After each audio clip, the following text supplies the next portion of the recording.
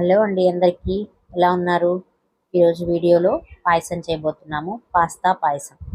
ముందుగా స్టవ్ మీద కడాయి పెట్టుకొని వాటర్ని పోసుకొని బాగా బాయిల్ చేసుకోండి. ఇప్పుడు ఒక మిక్సింగ్ బౌల్ తీసుకొని 1 కప్పు వరకు పాస్తాని యాడ్ చేసుకోండి. ఏ పాస్తా అయినా తీసుకోవచ్చు, నేను ఈ షేప్లో తీసుకున్నాను. దీంట్లో 1/2 కప్పు వరకు సగ్గుబియ్యంని యాడ్ చేసుకొని 1 స్పూన్ నెయ్యిని కూడా యాడ్ చేసుకోండి. ఇప్పుడు వీటిని మొత్తాన్ని బాగా మిక్స్ చేసుకోండి. ఈ నెయ్యిని మొత్తం వీటికి ఫుల్గా కోటింగ్ అయ్యేలాగా మిక్స్ చేసుకోండి. ఇలా చేయడం వలన ఇవి పాస్తా కానీ సగ్గుబియ్యం కానీ ఒకదానికొకటి అతుక్కోకుండా బాగా కుక్ అవుతాయి. ఇప్పుడు వీటిని మనం వాటర్ బాయిల్ అయినాయి కదా, ఈ వాటర్లోకి వీటిని యాడ్ చేసుకుందాం. వాటర్ బాగా బాయిల్ అయినాయి. ఇప్పుడు వీటిని యాడ్ చేసుకొని ఈ వాటర్లో వీటిని బాగా మిక్స్ చేసుకోండి. మంటను హై ఫ్లేమ్లో ఉంచుకొని ఒక 10 నిమిషాల పాటు వీటిని హై ఫ్లేమ్లో బాగా కుక్ చేసుకోండి. అప్పుడు పాస్తా బాగా ఉడికిపోతాయి. 10 నిమిషాల తర్వాత చూస్తే పాస్తా ఇలా కుక్ అయిపోయినాయి, మెత్తగా సాఫ్ట్గా ఉడికిపోయినాయి. ఇప్పుడు ఇందులోకి మనం బెల్లం యాడ్ చేసుకుందాం. నేను 1.25 కప్పు బెల్లం యాడ్ చేశాను. 1 కప్పు ఫుల్గా యాడ్ చేసి ఇంకొక 1/2 కప్పుని యాడ్ చేసుకున్నాను.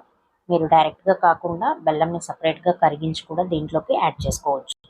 ఇప్పుడు ఈ బెల్లం మొత్తం ఇందులో కలిసేలాగా బాగా మిక్స్ చేసుకోండి. బెల్లం మొత్తము కరిగిపోయే వరకు దీన్ని బాగా మిక్స్ చేస్తూ ఉడికించుకోండి. బెల్లం మొత్తం కరిగిపోయింది కదా, ఇప్పుడు ఇందులోకి మనం యాలకుల పొడిని యాడ్ చేసుకుందాం. నేను 1 టేబుల్ స్పూన్ని యాలకుల పొడిని యాడ్ చేశాను. తర్వాత దీనిలోకి పాలని కూడా యాడ్ చేసుకుందాము. 2.5 కప్పుల వరకు పాలు యాడ్ చేసుకున్నాను నేను. వీటిని ముందుగానే కాచి చల్లార్చి పెట్టుకున్నాను.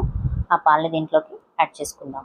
ఇప్పుడు ఈ మొత్తాన్ని బాగా మిక్స్ చేసుకొని మంటని మీడియం ఫ్లేమ్లో ఉంచి ఒక 5 నిమిషాల పాటు బాగా మరగనివ్వండి. ఈ లోపల మనం డ్రై ఫ్రూట్స్ని ఫ్రై చేసి పెట్టుకుందాం. స్టవ్ మీద ఒక చిన్న ప్యాన్ పెట్టుకొని 1 స్పూన్ నెయ్యి వేసుకొని, నెయ్యి కొద్దిగా హీట్ అయిన తర్వాత కొద్దిగా జీడిపప్పు, బాదం పప్పుని యాడ్ చేసుకొని దోరగా వేయించుకోండి. ఇవి కొద్దిగా కలర్ చేంజ్ అయిన తర్వాత దీనిలో కొంచెం కిస్మిస్ని కూడా యాడ్ చేసుకొని గోల్డెన్ కలర్లోకి వచ్చేంత వరకు వీటిని ఫ్రై చేసుకోండి. ఇవి బాగా కలర్ చేంజ్ అయిన తర్వాత వీటిని పాయసంలోకి యాడ్ చేసుకోండి. అంతేనండి, ఎంతో టేస్టీగా ఉండే పాస్తా పాయసం రెడీ అయింది. తప్పకుండా మీరు ఈ రెసిపీని ట్రై చేసి టేస్ట్ ఎలా అనిపించిందో నాకు కామెంట్ చేసి చెప్పండి. వీడియో నచ్చితే లైక్ చేయండి, షేర్ చేయండి. మరిన్ని మంచి వీడియోస్ కోసం మన ఛానల్ని సబ్స్క్రైబ్ చేసుకొని పక్కనే ఉన్న బెల్ ఐకాన్ని కూడా ప్రెస్ చేయండి. నేను పెట్టే ప్రతి వీడియోకి మీకు నోటిఫికేషన్ వస్తుంది. Thank you so much.